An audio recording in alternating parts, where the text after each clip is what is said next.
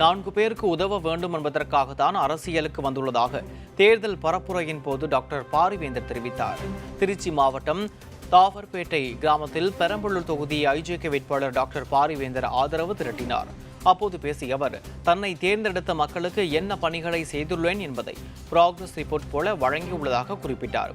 ஏழை மாணவர்கள் முன்னேற வேண்டும் என்பதற்காக 1200 மாணவர்களை பட்டதாரிகளாக ஆக்கியுள்ளதாக தெரிவித்தார். கடந்த 10 ஆண்டுகளாக மோடி சிறந்த முறையில் ஆட்சி செய்துள்ளதாகவும், நாட்டு மக்கள் எப்படியாவது உயர வேண்டும் என்பதற்காக இரவு பகலாக உழைத்து வருகிறார் என்றும் தெரிவித்தார். தேர்தலில் ஊழல்வாதிகளை தேர்ந்தெடுக்க கூடாது எனவும் நல்லவர்களை தேர்ந்தெடுக்க வேண்டும் எனவும் அவர் கேட்டுக்கொண்டார். தொடர்ந்து விஸ்வம்பாள் சமுத்திரம் மேட்டூர் பகுதியில் வாக்கு சேகரித்த டாக்டர் பாரிவேந்தருக்கு திரளான பொதுமக்கள் ஆரத்தை எடுத்து வரவேற்பு அளித்தனர். அப்போது பேசிய அவர், 42 வகுப்பறைகள், சமூக கூடங்கள், நியாய விலைக் கடைகள் உள்ளிட்டவை எம்பி நிதியில் கட்டி கொடுத்துள்ளதாக தெரிவித்தார். 50 ஆண்டு காலமாக திராவிட திருவாளர்களை ஆளவிட்டதால் அனைத்து வரியும் உயர்ந்து விட்டதாக கூறினார். தன்னை மீண்டும் எம்பியாக தேர்ந்தெடுத்தால் சமுதாய கூடம், விளையாட்டு மைதானம் அமைத்து தரப்படும் என்றும், மேட்டூர் மகா மாரியம்மன் திருக்கோயில் ராஜகோபுரம் கட்டித்தரப்படும் என்றும் உறுதியளித்தார். தொடர்ந்து பச்சைபெருமாள்பட்டியில் வாக்கு சேகரிப்பில் ஈடுபட்ட டாக்டர் பாரிவேந்தர், மோடியின் 10 ஆண்டு கால ஆட்சியை பார்த்து உலக நாடுகள் வியக்கிறது என குறிப்பிட்டார். வருகின்ற நாடாளுமன்ற தேர்தலில் நல்லவர்களை பார்த்து நீங்கள் தேர்ந்தெடுக்க வேண்டும் என கேட்டுக்கொண்டார். அழகாபுரி பகுதியில் பரப்புரையில் ஈடுபட்ட டாக்டர் பாரிவேந்தருக்கு திரளான பெண்கள் ஆரத்தை எடுத்து வரவேற்பு கொடுத்தனர். அப்போது 4 பேருக்கு உதவ வேண்டும் என்பதற்காகத்தான் அரசியலுக்கு வந்துள்ளதாக தெரிவித்தார். 10 ஆண்டு கால மோடி சிறப்பான ஆட்சி நடத்தியுள்ளதாக குறிப்பிட்டார்.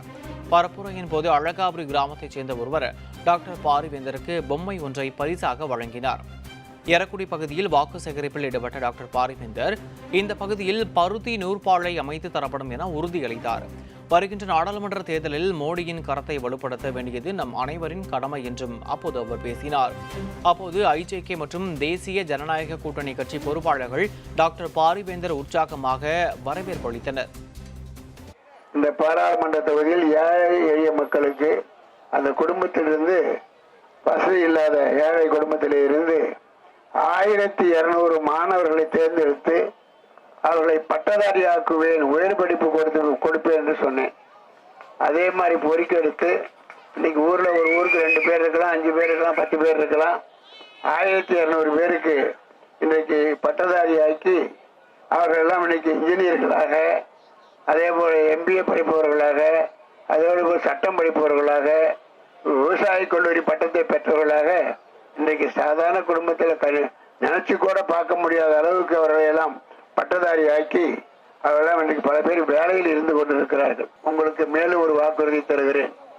அதுதான் முன்னாடி சொன்னது 1200 மாணவ மாணவிகளுக்கு, இப்ப 1500 குடும்பங்களுக்கு, 1500 குடும்பங்களுக்கு, ஏழை எளிய குடும்பங்களுக்கு, 1500 குடும்பங்களுக்கு, ஏழை குடும்பங்களுக்கு தேர்ந்தெடுத்து அவளுக்கு காப்பீடு செய்வேன். எவ்வளவு ஒரு குடும்பத்துக்கு 10 லட்சம். வியாதி ஆளை பார்த்து வரதில்லை, பணக்காரன் ஏழை நினைச்சுட்டு தான் வரதில்லை. அந்த ஏழைக்கு ஒரு திடீர்னு ஹார்ட் அட்டாக் வந்துடும். வந்துட்டு என்ன பண்ணுவீங்க, ஒரு ஹாஸ்பிட்டலில் போய் சேர்த்தீங்கன்னா 5 லட்சம், 4 லட்சம், 8 லட்சம் சொல்லுவாங்க. உங்களால் பண்ண முடியுமா? ஏழையா இருக்கிறவங்க பண்ண முடியாது.